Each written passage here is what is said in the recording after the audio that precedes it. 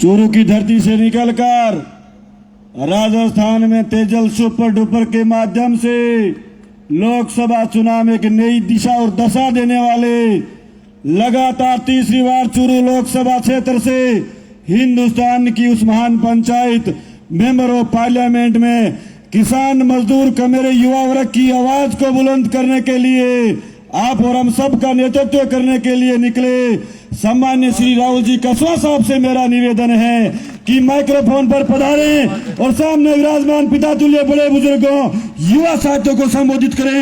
आप सबकी जोरदार तालियों के बीच माइक्रोफोन पर चूरू के सांसद राहुल जी कसवा साहब। अब आपकी ही आवाज में दम बच रहे, बाकी कहीं दम नहीं बच रहे हैं। 10:30 बज रहे हैं और सब में थकान हो रही है। मैं तो बासी बहुत ले ली, फिर भी मैं बहुत बहुत धन्यवाद देना चाहता हूं। जिन भाइयों ने खाना खा लिया है उनका भी बहुत बहुत धन्यवाद है। सुख पाया मन तो बहुत तेज भूख लाग रही है। मेरी नजर भी उड़ रही है जब से मैं देखने ला रही हूँ कि ये कड़े खत्म करना हो जाए खानों पर। सारों को बहुत बहुत धन्यवाद।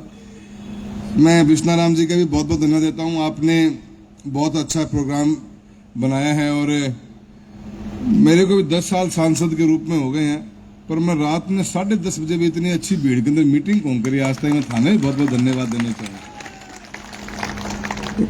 मैं अभी कह रहा था भाटी साहब को, मैं यार लोग 10:30 बज रहे हैं अभी बैठे हुए हैं। सबको बहुत बहुत धन्यवाद है आप सबका। हमारे आदरणीय गोविंद राम जी, आप सीनियर हमसे, आपने बड़ा जबरदस्त भाषण दिया, अच्छी बातें कही थे। तो मेरे भी ज्यादा बेबाक बोलो, मत सोच के बोलूं, फिर भी थे तो बिल्कुल स्ट्रेट चाल लो बिना रेड लाइट के। और बीच में काके ने भी लपेटे 2-3 बार तो।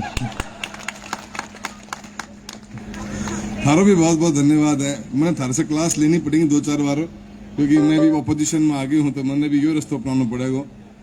थारो बहुत बहुत धन्यवाद है। हमारे साथी गंगानगर से सांसद भाई कुलदीप जी, आपका भी बहुत बहुत धन्यवाद। आपने भी अपन दोनों साथ ही चलेंगे और अपन दोनों की जिम्मेदारी है। या भीड़ देख लो, आपने बीकानेर संभालना है दोनों ने। गोविंद राम जी के मार्ग निर्देशन के अंदर अपने को यहाँ आना पड़ेगा, इन मुद्दों को उठाना पड़ेगा जो भाई साहब हमें आदेश देंगे। जो आप पूरी बीकानेर की मजबूत टीम बैठी है कांग्रेस की, जो भी आप लोगों का आदेश हमारे लिए हो, आप हमेशा हमें याद करें और हम आपकी मजबूत आवाज बनकर लोकसभा में धाड़ने का काम करेंगे। आपको वादा करके जाते हैं। हालांकि थे खाली पेट वादो कर रहे हैं, पर मनवादन थे पक्को मान लियो थे।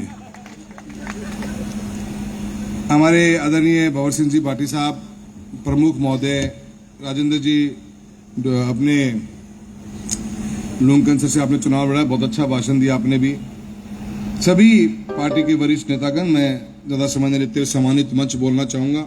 और आज बीकानेर में आया हूं और पहली बार चुनाव जीतने के बाद तो मैं मेरे बड़े भाई आदरणीय रामेश्वर डूडी जी को भी याद करना चाहूँगा। उनके साथ भी मेरा पिताश्री का बहुत अच्छा घनिष्ठ संबंध रहा है। अभी तबीयत ठीक नहीं उनकी, हम सब ऊपर वालों से दुआई कर सकते हैं, प्रार्थना करते हैं कि वो जल्दी जल्दी स्वस्थ हों। और बीकानेर में हमेशा उनकी पहचान रही है, किसान समुदाय में पहचान रही है। उनको भी मैं बहुत आपके इस मंच से याद करना चाहूँगा।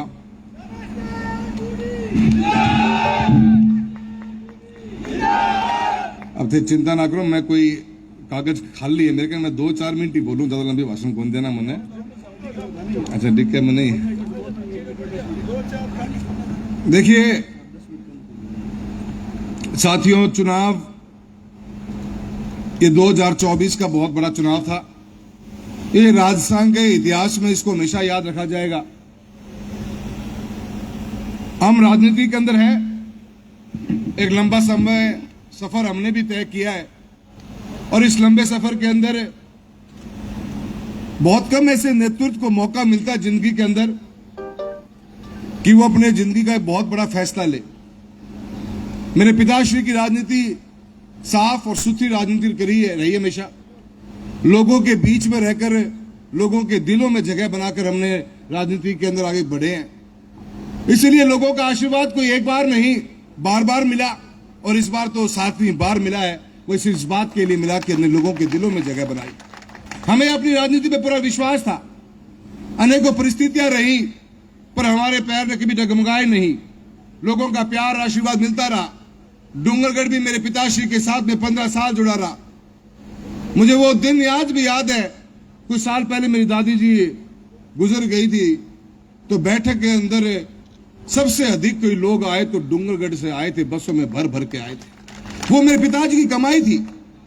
हमारा विश्वास था इस प्रजातंत्र के ऊपर कि अगर जनता के दिल में जगह बनाई है और जनता ने एक बार वो जगह दे दी तो जल्दी से उस जगह से आपको हटाती नहीं है, वो जगह को हमेशा मजबूती से आपको अंदर रखती है। वक्त बदला, 10 साल का एक मौका मुझे मिला सांसद के रूप में। मैंने सच्चाई ईमानदारी के साथ में विकास को अपना मुद्दा बनाया और काम करते चले गए। हालात बदले। अब किन परिस्थितियों में पार्टी ने टिकट मना करी, टिकट मुद्दा नहीं था कभी। जब कई बार लोग इस बात को भ्रमित करने की कोशिश करते हैं, टिकट टिकट टिकट नहीं गोंदी, बीच में मारो काको भी बोलते कि 14 बार मौको दे दियो, पर ये मौको टिकट को कदे कौन थो। टिकट तो पार्टी ने मुझे 2023 के अंदर विधायक के चुनाव में, मेरे पिताश्री, मेरी मां कमला जी, मेरे दादा दीपचंद जी ने भी चुनाव लड़ा। हमने 11 से 12 चुनाव लड़े हैं विधायक के। ये पहला चुनाव था 2023 का जो हमने लड़ा नहीं 1977 के बाद में, सिर्फ इस बात के लिए कि पार्टी ने कहा कि नहीं इस बार मौका आपको नहीं मांगी, हमने छोड़ दी। बात टिकट की कभी थी नहीं, बात तो बात की थी। और जो बात का नहीं वो किस बात का, फिर बात तो बात की थी साथियों।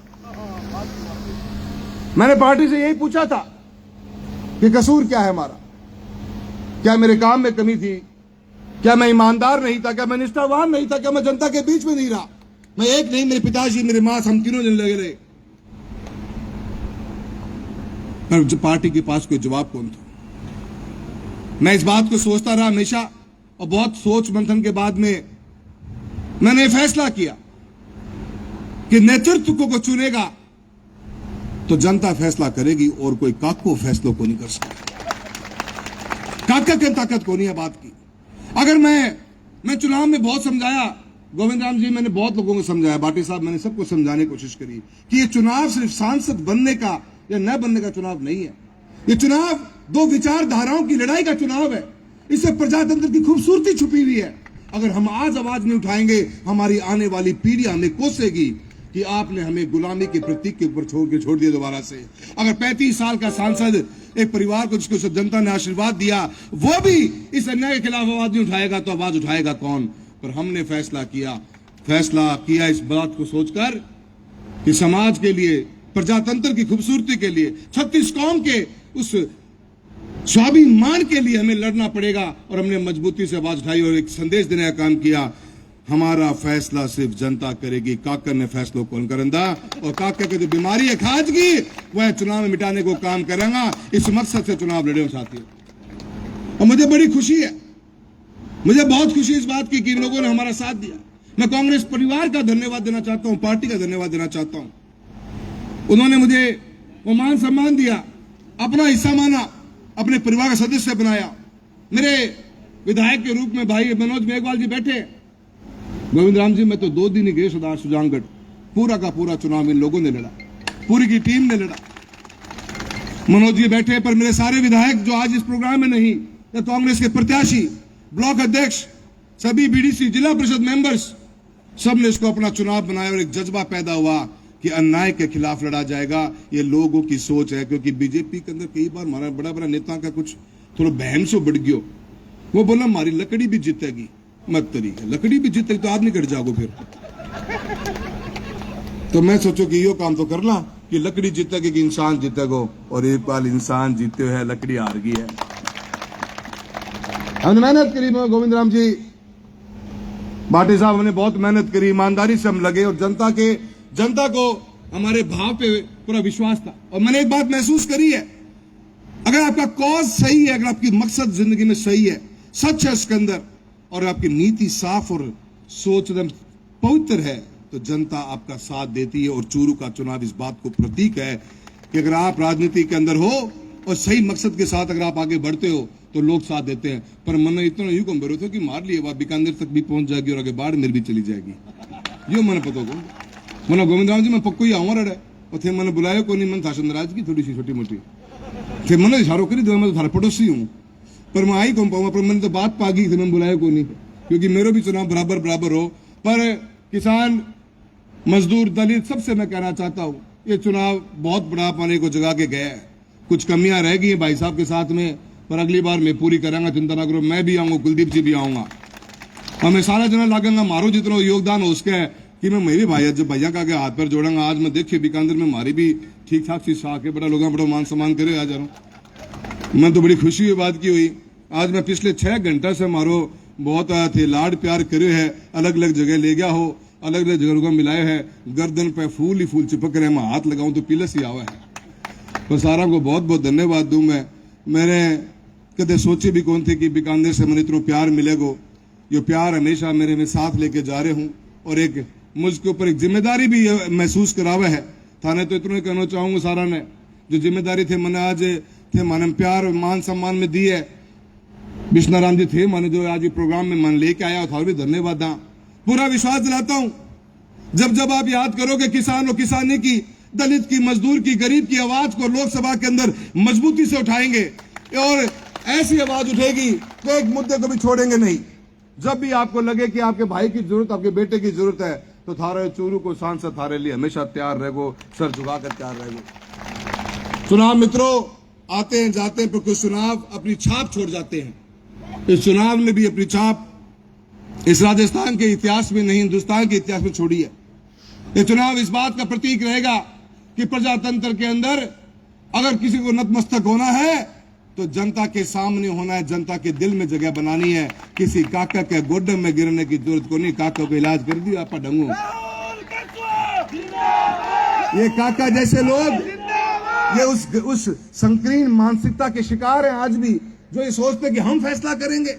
किस बहन में जी रहे थे लोग। आज भी आजादी आ गई है, 75वीं वर्षगांठ बनाई है भाजपा ने अभी भी देश के अंदर, और आप आज भी सोच के साथ जी रहे हो।